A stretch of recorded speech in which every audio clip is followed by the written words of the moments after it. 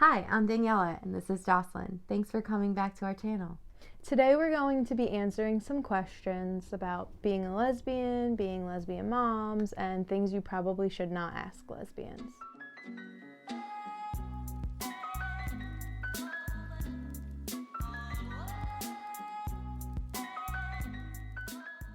A few months ago, we did a video where we did some Q&A, and everyone seemed really receptive to that video, so we thought we'd do another one today. First question is, what is the hardest part about being in a same-sex marriage in America today? For me, I would say trying to have a baby. That process has been very difficult for us. I mean, we knew it would be hard, and we knew that there would be a lot of time and finances involved, not evolved, in this situation, but overall, it's proving to be pretty difficult. I would say for me, just being taken seriously as a couple. I think that's still, although it's not as prevalent now that we're married, it's still a struggle. I think that people don't take it seriously, or there's a lot of questioning, or photo proof of our marriage, or like certain things that people will ask, which feels really disrespectful. That is probably the hardest for me. The second question is, was it hard coming out? So I'll go first because for me it wasn't hard. When Daniela and I first started dating, it was kind of incognito because she was my RA at college, so it kind of was frowned upon. So we kept it under wraps for a while, and then we came to a point where we decided, okay, we're going to come out to our family, and we gave ourselves a deadline.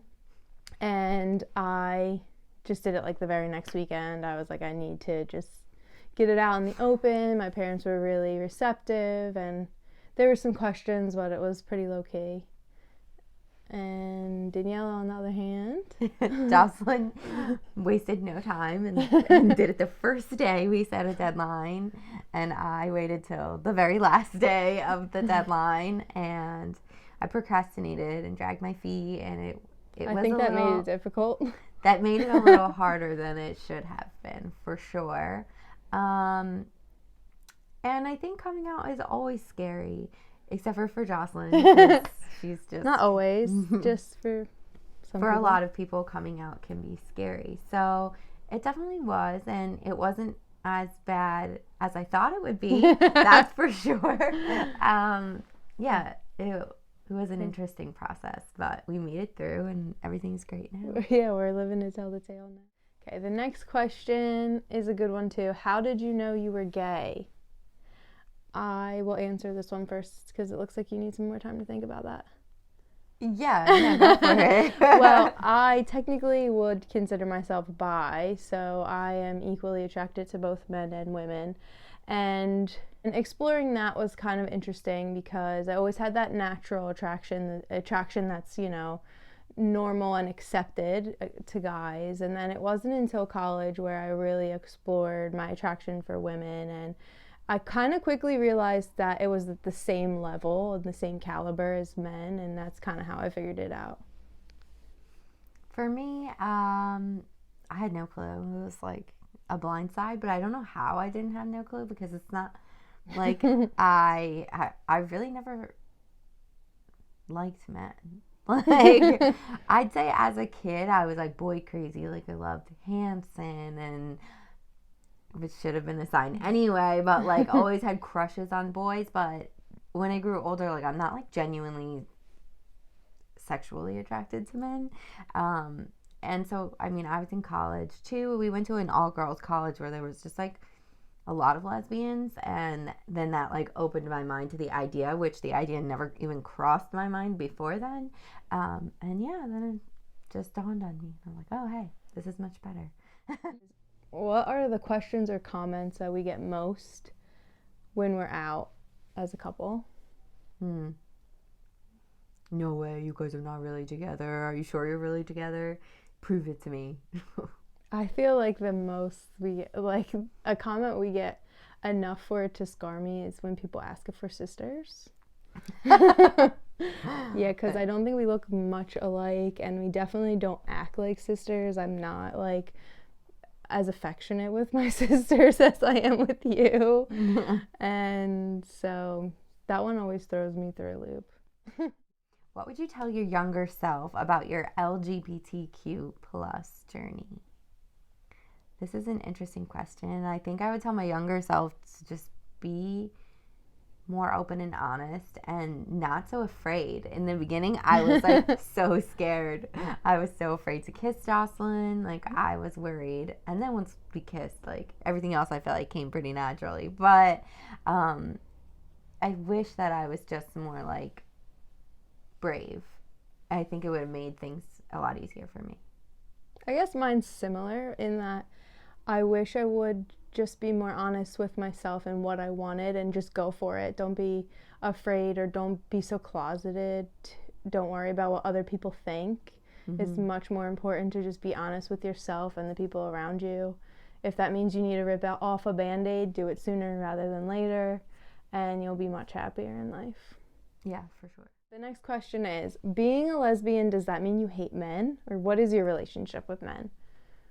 You want to take this one first, or you want me to take it? Yeah. I think it depends. On the man, or? Yeah, for sure. I mean, when I was younger, I was always, like, catcalled and, like, I'm not trying to be rude, but usually by older men. Not by men my age at all. And it always made me feel, like, so gross and so icky. I remember being on vacation and, like, the people who worked at the resort were like, not leave me alone, and I was so mad about it. But I definitely don't hate men. I think that guys are like cute and attractive, and like I've had like crushes on them, but it doesn't go past like the feeling of wanting to kiss a boy, but that would really be it. Like, I don't have like a further sexual desire. So that's kind of my relationship with men. I've always been like a girl who's more like friends with guys. Yeah. I have been my whole life. Yeah. Yeah. For me, I definitely don't hate men. As I mentioned before, I'm bi, so I can definitely be attracted to men and have been in relationships with men. I think I'm more comfortable platonically with men than I am women because it's just like my comfort zone. I can be kind of laid back with them, and I have stayed friends with most of my exes who are guys because I had that friendship with them, and my natural instinct was like, oh, well, if I get along with them this well platonically, I must go to the next step. When really, I probably should have just stayed with friends with them the whole time. What are the gender roles in our relationship? I don't really think we have any, except for you definitely have to shovel the snow. Yeah, I think we do a good job balancing out our responsibilities as a couple. And we kind of just ask on a personal level, like I feel like we would anyone. Like, what do you want to do? I'll take what you don't want to do, or we'll go back and forth. Yeah. I think like I naturally cook a little more, but when I cook, you clean. Like, we just kind of balance each other out in the perfect way. I don't really think that. Except for the times when neither one of us want to kill the spider. Sometimes Bella. That's what Bella does. Yeah. Yeah. So like, who needs gender roles? Not us, and I don't think anyone does. Yeah. Now we're gonna move on to questions about being lesbian moms. Yeah. We definitely get a lot of questions about having Isabella in our life and how that came to be and so on and so forth. So we'll talk to you all about it. So the first question is similar to one of the other questions we covered, but what kind of questions or comments do we get when the three of us are out and about? Usually the questions or comments are that I am Isabella's mom and you are our friend. That's what I was going to say. Always the comment, even though I'm Isabella's biological mom, everyone always seems to think that you're her mom and I'm just like some sidekick piece, which is kind of funny. Like, there have been instances where Isabella will turn to me and be like, oh, mom, this or that. And people are just like perplexed and confused, like, what is going on here? I think now that she's older too, she's like hitting the teenage years, it gets even more complex because now people are confusing her and I as sisters. Yeah. So that's fun too. Yeah. What if we have a name picked out for our future baby? That's kind of not really about being a lesbian mom though. That's just a question people asked us. Yeah, a question people asked us. The answer is no. We have 1 million names picked out that we talk about all the time. What about this? No. What about that? No. What about this? It's funny because we did so well naming our pets. Like, we kind of like came to an agreement relatively Really quick. quickly. But I feel like we had to see them first. We didn't pick out their names ahead of time. Right. We met them and then we were like, okay, got it. We have a middle name that we want. Right. Whether it's a boy or a girl. Yeah. But the rest is still a mystery because I think the stakes are higher. So we're both like, gotta make this a good one. For sure. And I'm not the greatest at making a decision and like sticking to it. So I'll more like waver back and forth until I'm sure. I think I get that from my mom because apparently they had to stay longer at the hospital in the 90s. They wouldn't release them because they didn't have a name for me and they were writing nothing on the birth certificate. So that was your brother.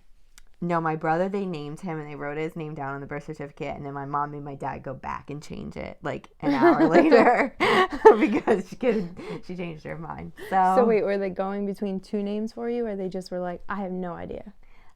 I don't know that part. All I know is that they couldn't name me for a while, but they came up with a great name, so it all worked out. The other question about being lesbian moms is, what will the baby call each of us? Which, you want to answer? You want me to answer? What do you think? I'm not sure, because Bella oftentimes calls you Mama. Yeah, but then sometimes she calls me Mama D, and I like Mama D, but I kind of more what, like Mommy? Yeah, I want it to be like less formal, like Mama D, Mama J. Like, I don't love that. It feels like a grandparent or something. Okay, I'll be Mama. You could be Mommy. Yeah, or just Mom. Like, or what up, Mom? That's me. Ma. Yeah. Yeah.